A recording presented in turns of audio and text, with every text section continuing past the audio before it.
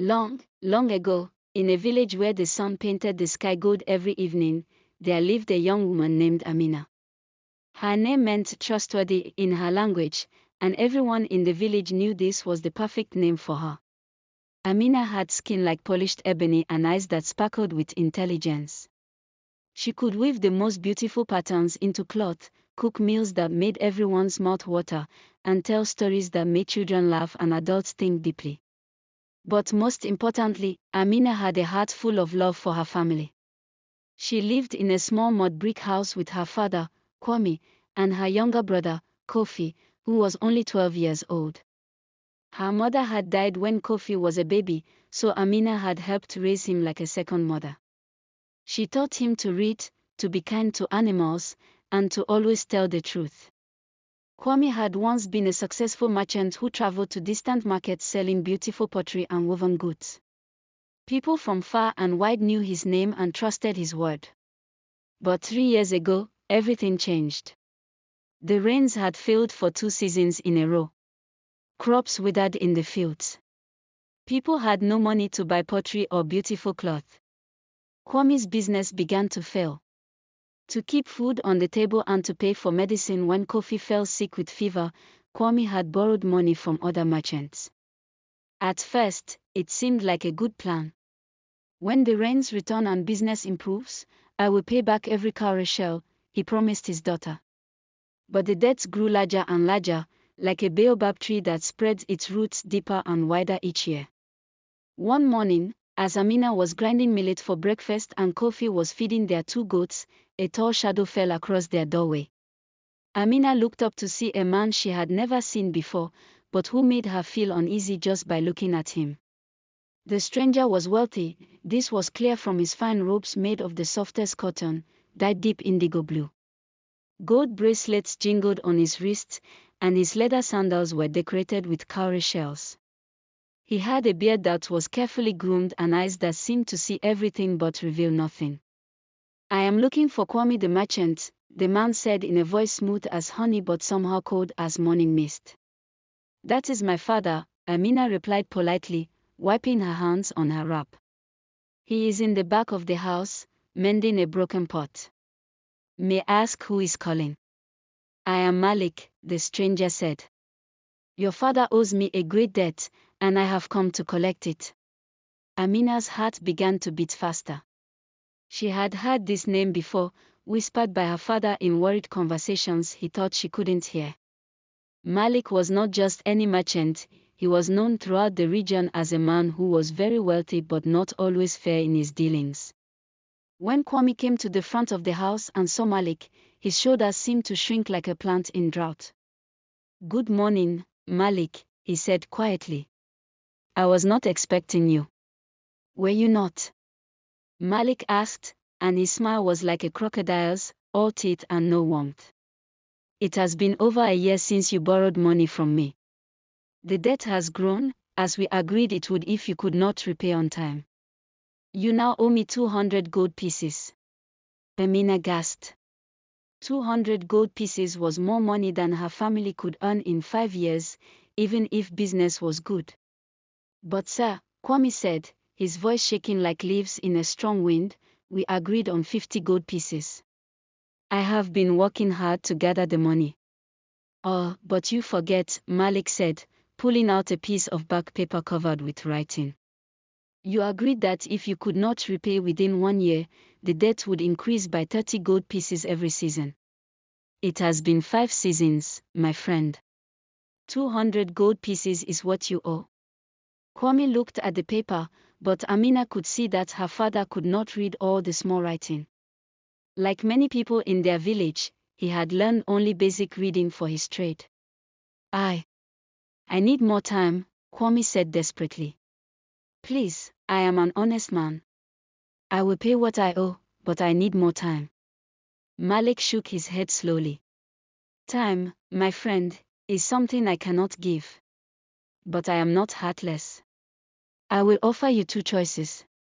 He paused, looking around their simple home, his eyes stopping on Amina and young Kofi.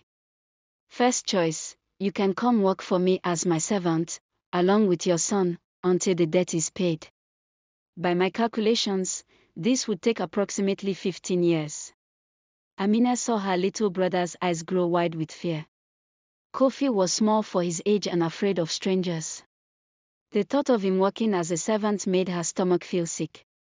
"What is the second choice?" she asked, stepping forward bravely. Malik's cold eyes studied her face. "The second choice concerns you, beautiful daughter. I am in need of a wife. Marry me, and your father's debt will be forgiven completely." The words hit Amina like a stone thrown hard. Marry this stranger? This man who seemed as cold as the harmattan wind. She looked at her father and saw tears beginning to form in his eyes. "I cannot ask such a sacrifice from my daughter," Kwame said firmly. "I will accept the first choice. Kofi and I will work for you." "No, father," Amina said quickly. She looked at her little brother, who was trying to be brave but couldn't hide his fear. Kofi had dreams of becoming a teacher someday. If he became Malik's servant, those dreams would die. "I need time to think," Amina said to Malik. "This is not a decision to make quickly." Malik nodded. "You have wisdom, young woman. I respect that. I will return in 3 days for your answer. But know this, if you refuse both choices, I will take your father to the chief's court. A man who cannot pay his debts can be imprisoned, and his property taken to pay what he owes." After Malik left, the family sat together in heavy silence. Young Kofi finally spoke. "Sister, you cannot marry him for us. We will find another way." But Amina had seen the fear in her father's eyes and the desperation in their situation. That night, she lay on her sleeping mat staring at the stars through their window, asking the ancestors for guidance. The next morning, Amina rose before the sun and walked to the compound where the village elders lived. If anyone could give her good advice, it would be them. She found Grandmother Osha sitting under her favorite tree, grinding herbs for medicine. Grandmother Osha was the oldest woman in the village and the wisest. Her hair was white like cotton, and her face was marked with the lines that come from many years of smiling, worrying, and thinking deeply about life. "Good morning, Grandmother," Amina said, sitting respectfully in the dust beside the old woman. "Good morning, child. But I can see from your face that it is not a good morning for you. Tell me what troubles your heart." Amina told Grandmother Osha everything about Malik's visit and the terrible choice she faced. The old woman listened without interrupting, occasionally nodding her head. When Amina finished her story, Grandmother Osha was quiet for a long time.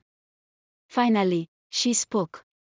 "Child, there is something you should know about this man Malik. Many years ago, when you were just a small girl, there was another merchant in our region named Bomoni. He was honest and fair, much like your father." Grandmother Osha paused to sip from her gourd of water. Bomoni had a successful business, but one season his goods were stolen by bandits on the road to market. He needed money quickly to buy new goods, so he borrowed from Malik. The same thing happened to him that is happening to your father. The debt grew and grew until it was impossible to pay. What happened to Bomoni? Amina asked, though she feared the answer. Bomoni lost everything. His house, his goods, his family's land. He became Malik's servant and died working in Malik's fields before the debt was half paid. His wife and children were left with nothing. Amina felt anger rising in her chest like smoke from a fire. So Malik destroys people's lives and grows rich from their suffering. Yes, child. But there is something else you should know. The spirits of justice are patient, but they do not sleep forever. Sometimes, when a person has done great wrong, the very thing they use to harm others becomes the thing that defeats them. Grandmother Osha reached into a small leather pouch and pulled out a tiny carved wooden bird. This was carved by my great-grandmother, who was known for her wisdom.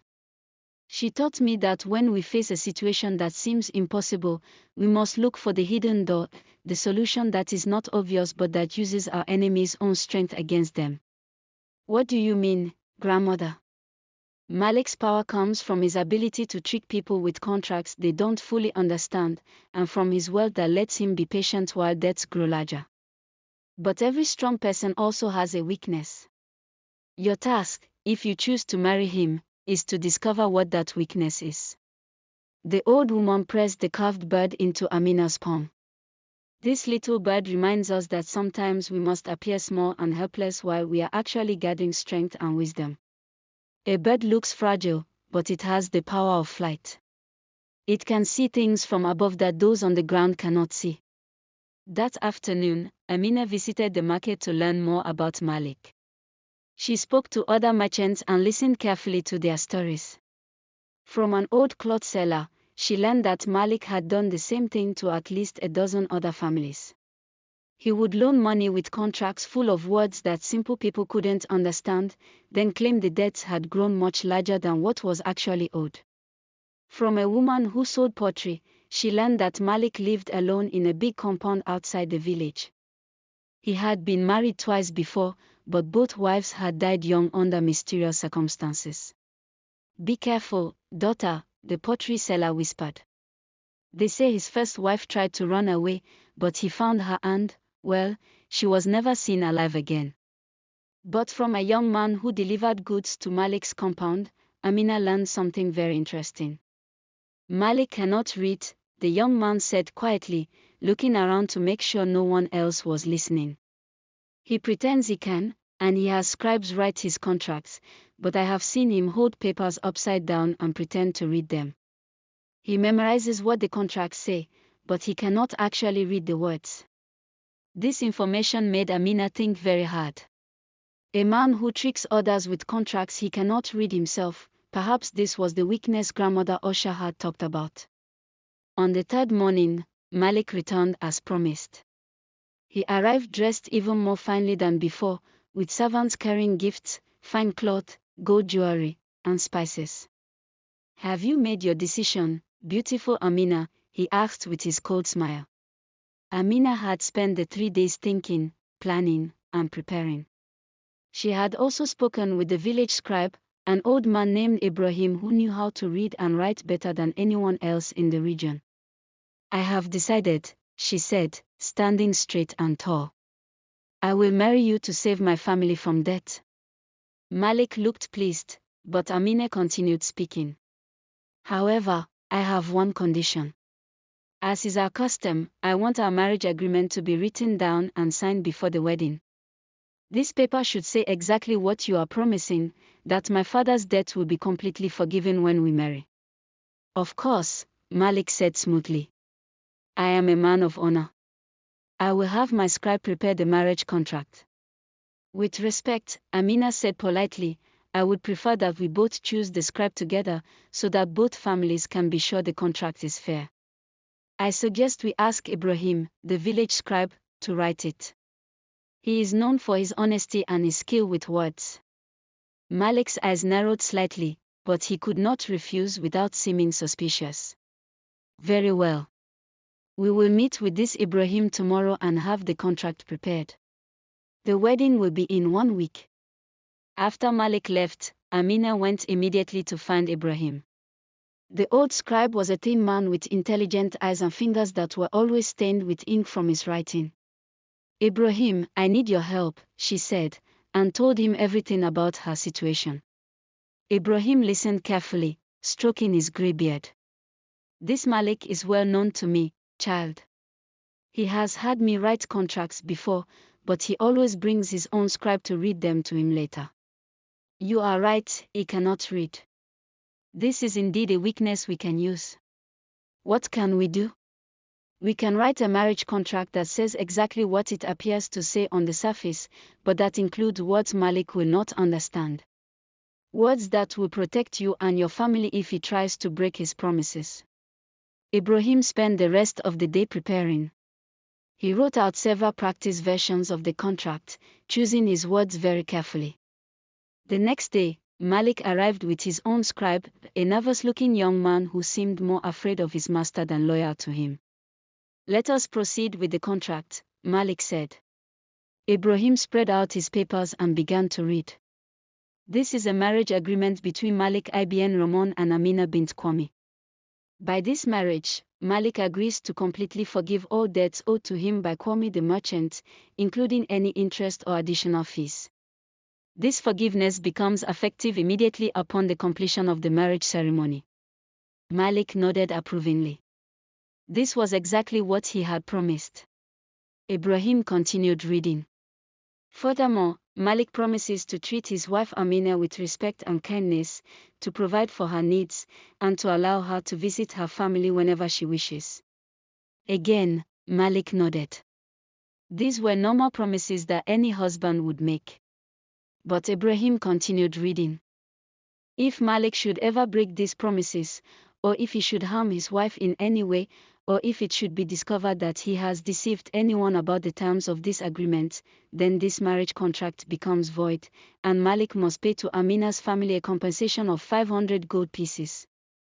Malik looked slightly confused by these words, but his scribe whispered to him, "These are just normal protective words, master. All marriage contracts include such promises." And finally, Ibrahim read, "This contract is written in the presence of witnesses and is binding under both village law and the law of the ancestors. Both parties agree that they understand all terms completely." Ibrahim looked up. "Do you both agree to these terms?" "I do," said Amina. "I do," said Malik, though Amina could see he was a little uncertain about some of the words he had heard. Both signed the contract, and it was witnessed by several village elders. After Malik left, Ibrahim smiled at Amina. "The contract is fair, child, but it is also clever." Those words about compensation and void contracts, Malik agreed to them without fully understanding. If he breaks his promises to you, you will have legal grounds to not only leave the marriage but also to demand he pay your family 500 gold pieces. But what if he refuses to honor the contract? "Oh," said Ibrahim, "that is where his weakness becomes our strength.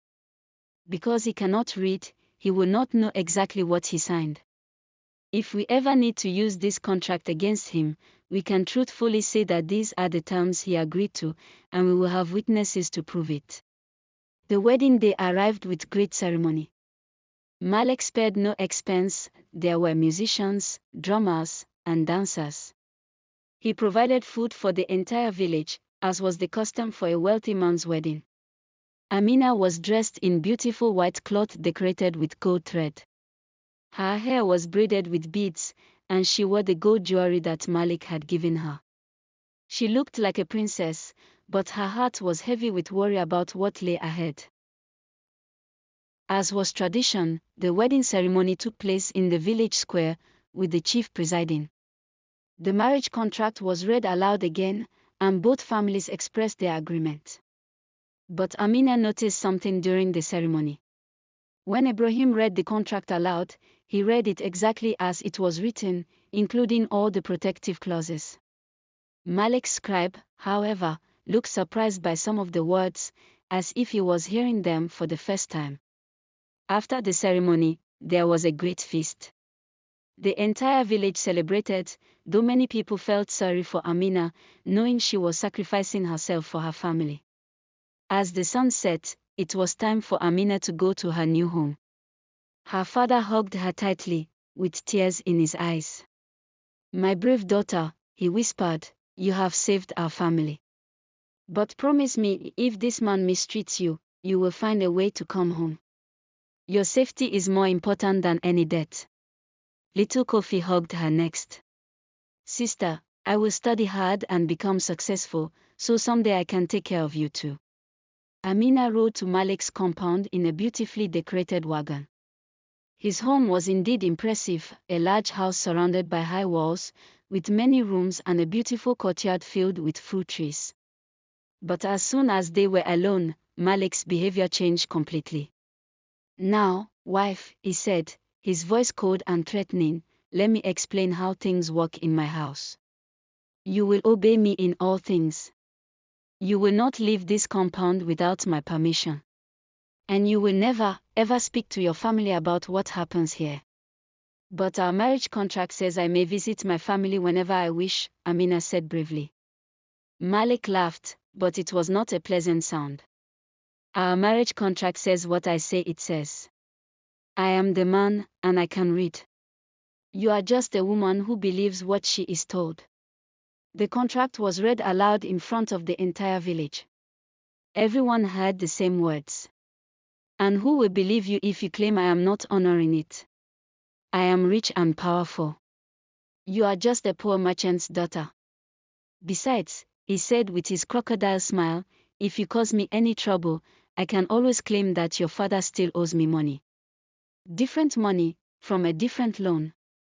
Amina realized that Malik was even more cruel and dishonest than she had feared. But she also realized that he had just made a very important mistake. He had revealed his plan to cheat her family even after the marriage, which meant he was breaking the contract almost immediately. I understand, she said quietly, pretending to be defeated. I will be an obedient wife. But inside, she was thinking about grandmother Usher's words about appearing small while gathering strength. For the first month of marriage, Amina was very careful. She obeyed Malik's rules, kept house for him, and acted like a submissive wife. But she was also watching and learning. She discovered that Malik's wealth came not just from cheating people with unfair loans, but from even worse crimes.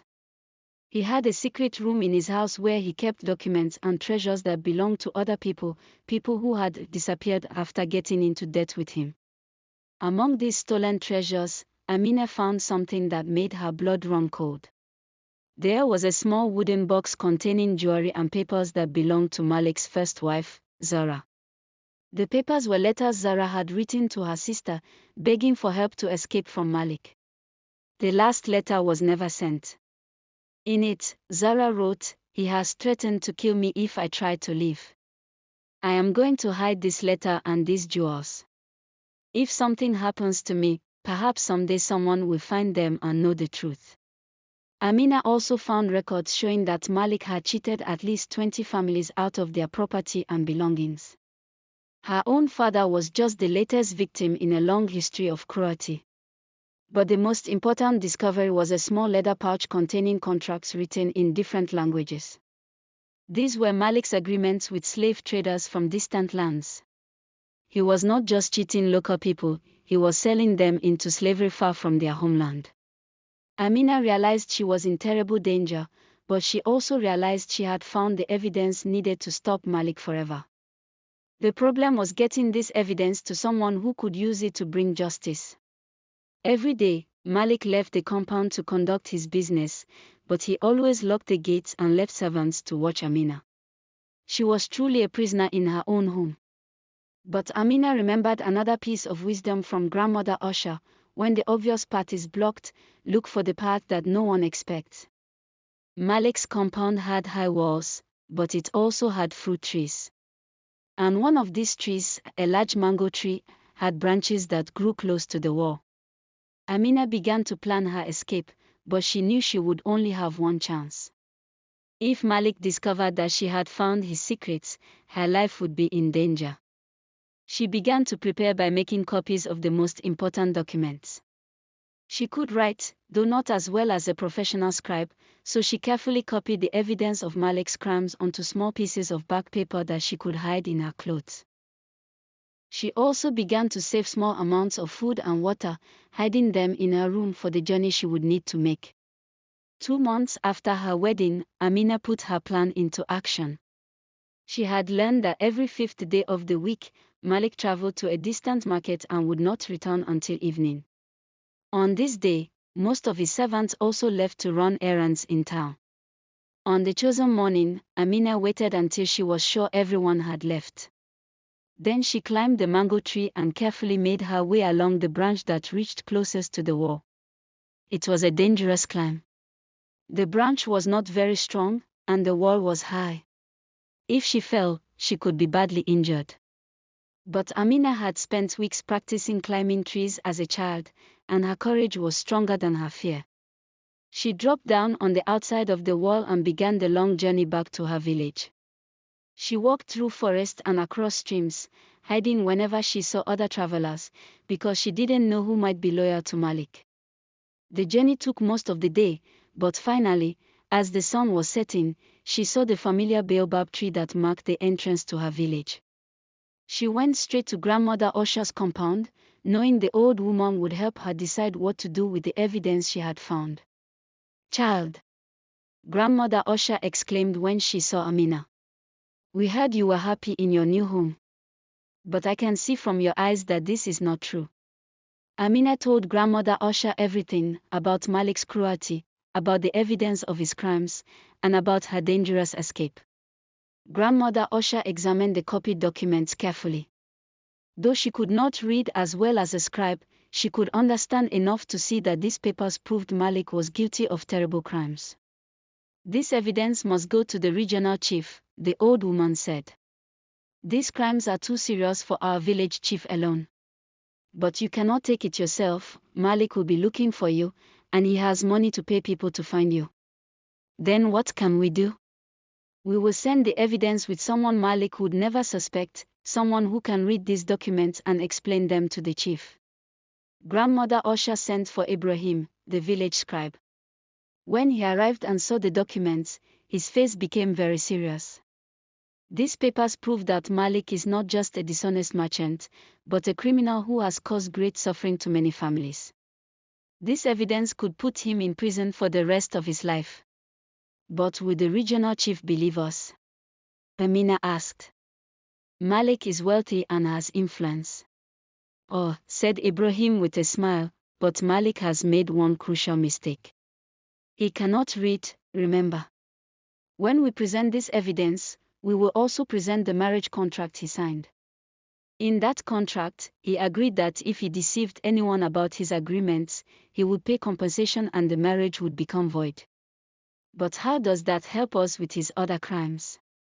"Because," Ibrahim explained, "the contract also says that both parties agree they understand all terms completely. If we can prove that Malik has been deceiving people about contracts for years, and these documents prove exactly that, then we can show that he signed our marriage contract falsely, claiming to understand terms he actually could not even read."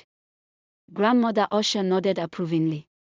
"So his weakness, his inability to read, becomes the trap that catches him."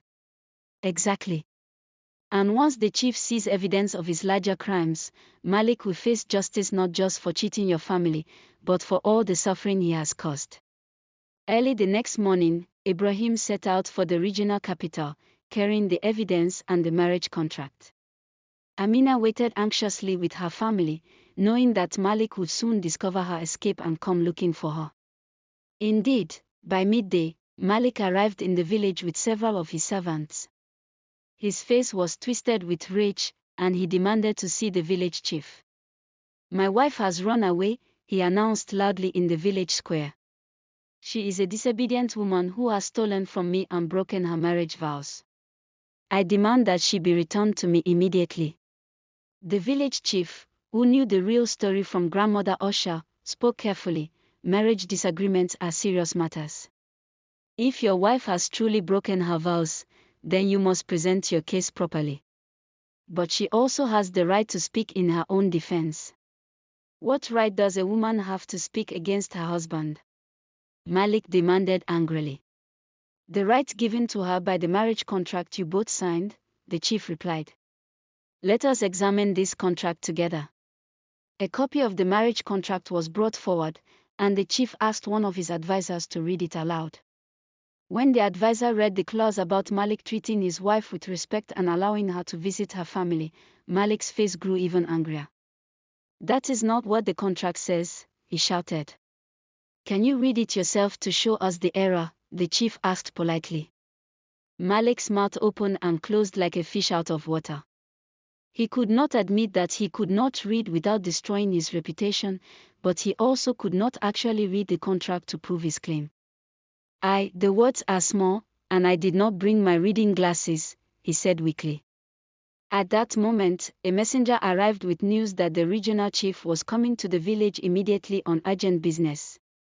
Within an hour, the regional chief arrived with a group of soldiers and officials. This was a man of great authority, known throughout the land for his wisdom and fairness. "I have come," the regional chief announced, because I have received evidence of serious crimes. I am looking for the merchant known as Malik ibn Ramon. Malik tried to look confident, but Amina could see fear in his eyes. Ibrahim stepped forward with all the documents. Your Honor, I am the one who brought you this evidence. These papers show that this man has been cheating families with dishonest loans, stealing property, and even worse crimes. The regional chief examined the documents carefully. His face grew more and more serious as he read. These are indeed serious charges. Malik ibn Ramon, you are accused of fraud, theft, and conspiracy to sell people into slavery.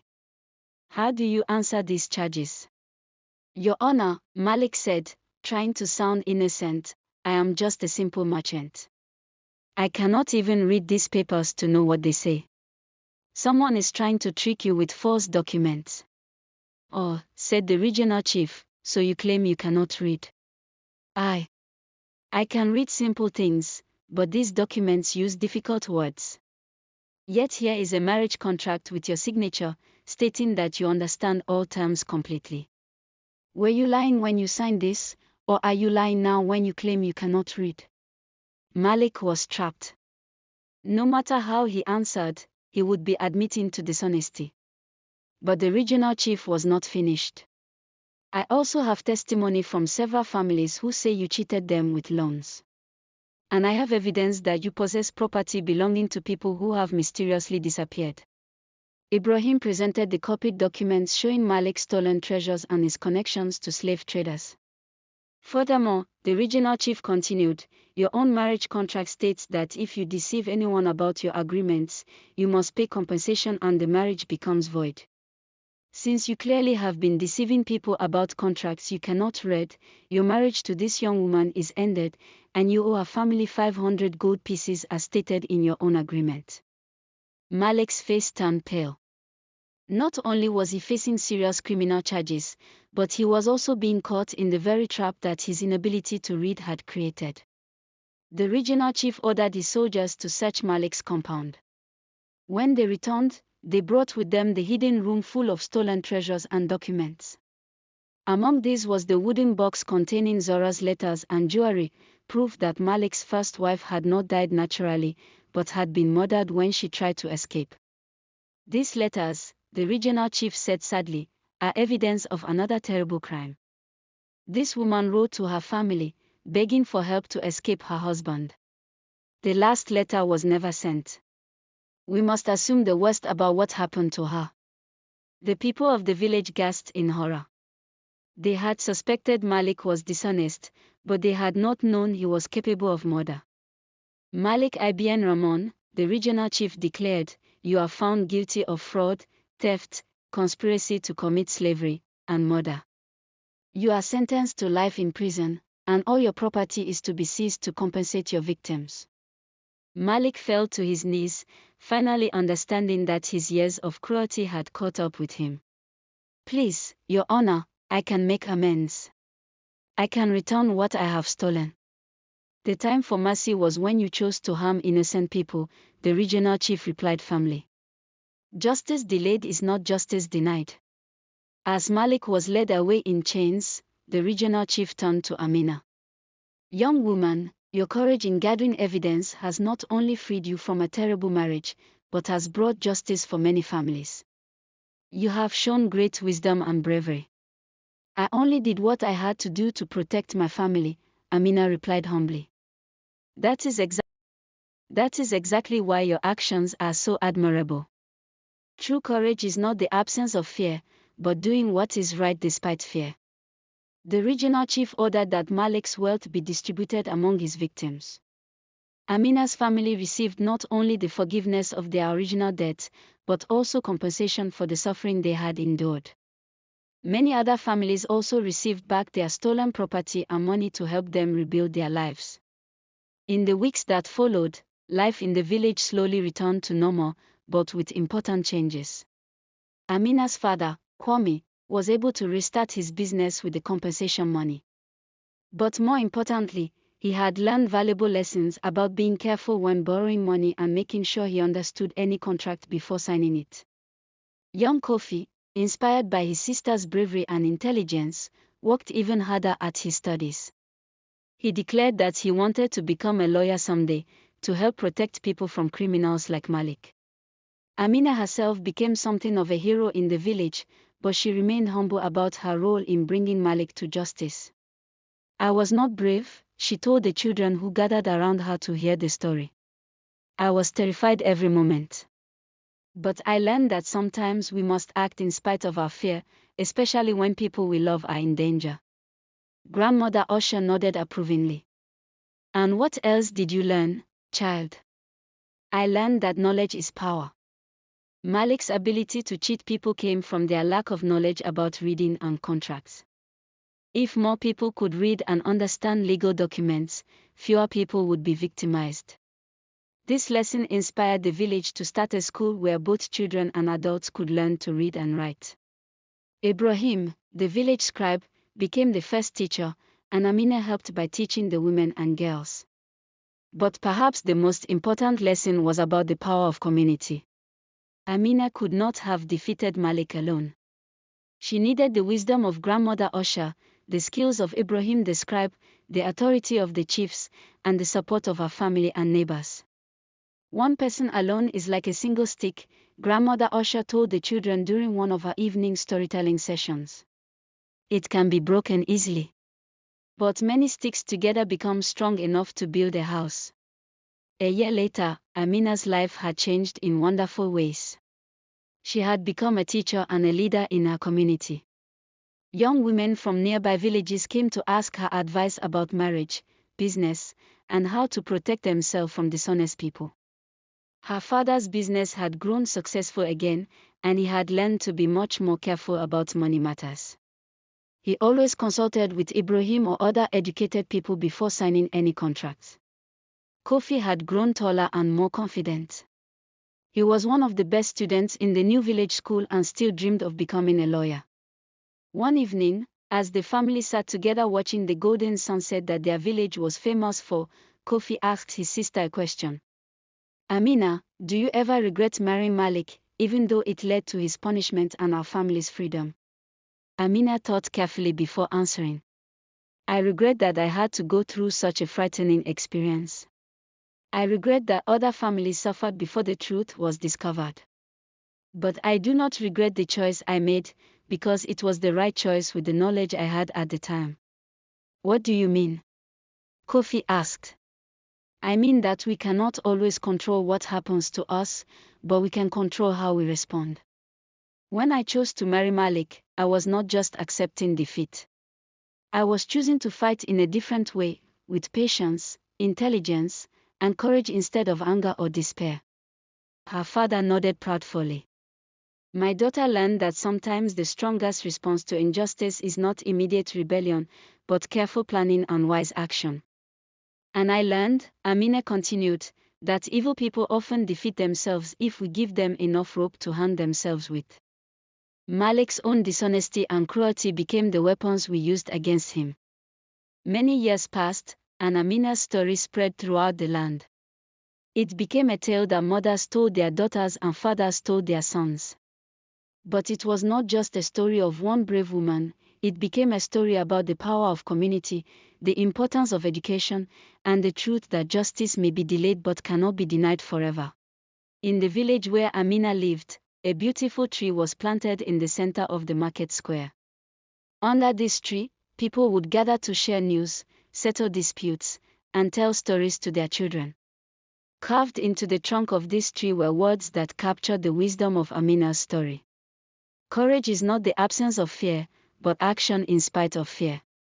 Knowledge is the weapon that defeats ignorance and cruelty. Unity among good people is stronger than the schemes of the wicked. Truth may bend like a young tree in the storm, but it will not break." And so, whenever children in that village faced difficult choices, whenever adults struggled with unfairness, whenever anyone felt alone against forces more powerful than themselves, they would remember the story of Amina, the brave daughter. They would remember that one young woman, armed with nothing but courage, intelligence, and the support of her community, had defeated a man who seemed too powerful to overcome. They would remember that sometimes the greatest strength comes not from fighting the obvious battle, but from finding the hidden weakness in their enemy's armor. And they would remember that no matter how dark the night might seem, the dawn always comes to those who are brave enough to wait for it and wise enough to prepare for it.